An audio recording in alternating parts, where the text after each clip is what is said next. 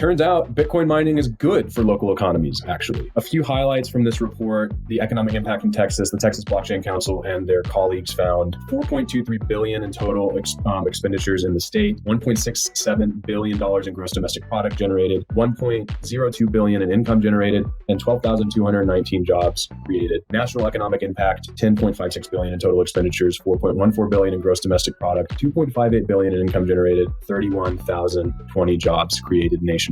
I think the job creation bit is interesting because it really tracks the proportional the breakdown of hash rate proportionally per state, right? Texas has roughly a third of the US's hash rate, maybe a little bit more. And we're seeing that in the job data reflected here. I love seeing this. I want to believe that these numbers on the upper bound are absolutely correct. That being said, Texas Blockchain Council is a Bitcoin and blockchain oriented lobbying firm, basically. And so it would behoove them and all of their donors to have positive data on this end. That being said, no one else is going to run these numbers.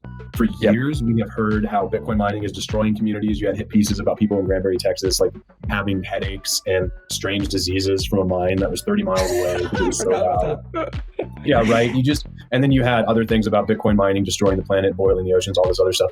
And even when they did cite job data, they would basically say, well, when you actually look at how much power they're consuming, they don't actually employ that many people per megawatt. So while I'm taking this data with a little bit of a grain of salt, I do think that directionally this is correct. And it's good to see this out there because it is at least something that we can point to and say, yeah, it's not creating zero jobs like some reporter at a big media company might like to intimate.